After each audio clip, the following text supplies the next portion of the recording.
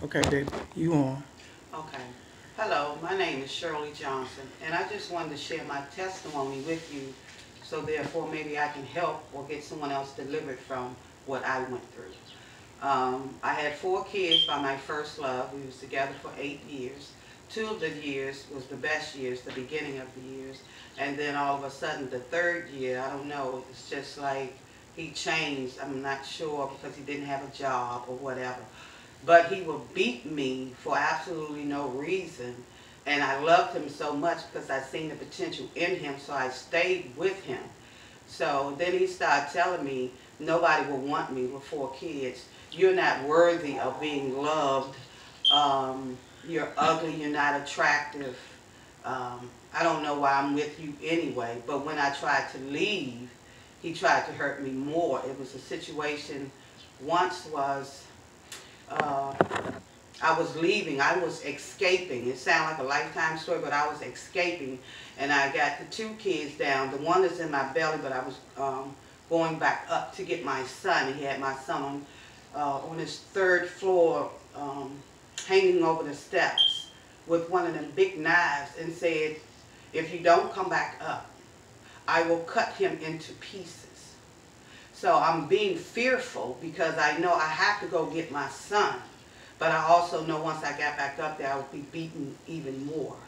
So it got really, really bad because the kids was now in school, and he would snatch the kids from school, and there's nothing I could do about it because I didn't have custody, he didn't have custody, and the police would tell me, you have to do it the same way he did it.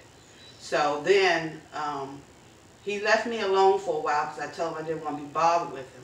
But then I noticed when I take the kid, I had to train my children when I took them to the playground, that when they seen their father, I had to train them to get your sisters and your brother in the stroller and run 4 blocks back to the house and go get help.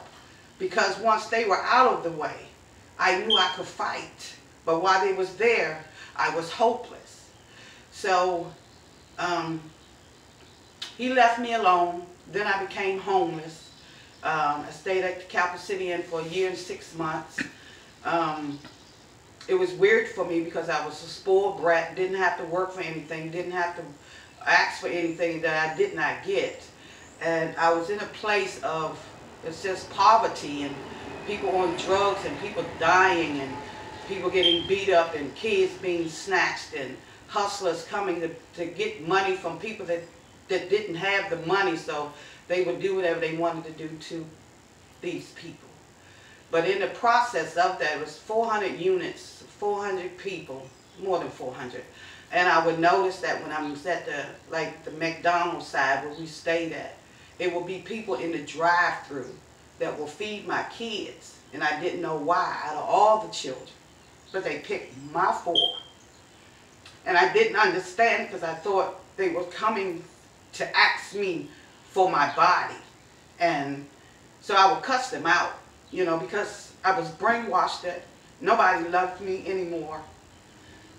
Nobody would want me. So I got on the offensive side, and then I noticed the hustlers were coming. They would buy my kids clothes, the right size and everything. And I was like, why are y'all doing this? And they said, it's just something about you. And we know that you don't belong here, but you're struggling. But we see how you are with your children. So I said, okay, well, God, thank you. And that's 2 areas that he showed me that he was with me.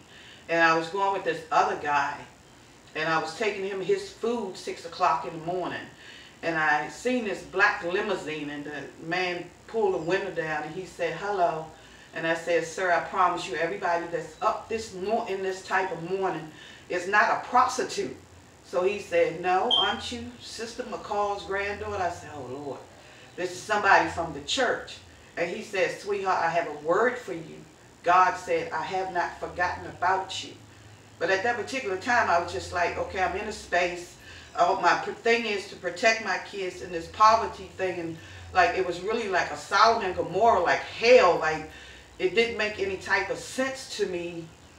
Or why was we here in this place? And so when I went back to the shelter, I didn't understand my social worker was there. She said, I've been looking for you. And I was like, well, how can you be looking for me when you don't come in until 8? This is 6:30 in the morning.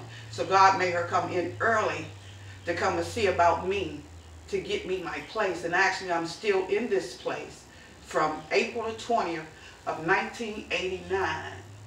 And I have 4 kids that has graduated, has degrees. They're doing very well. And I'm very grateful because out of all that, he still showed me that he loved me. And I'm still the apple of his eye.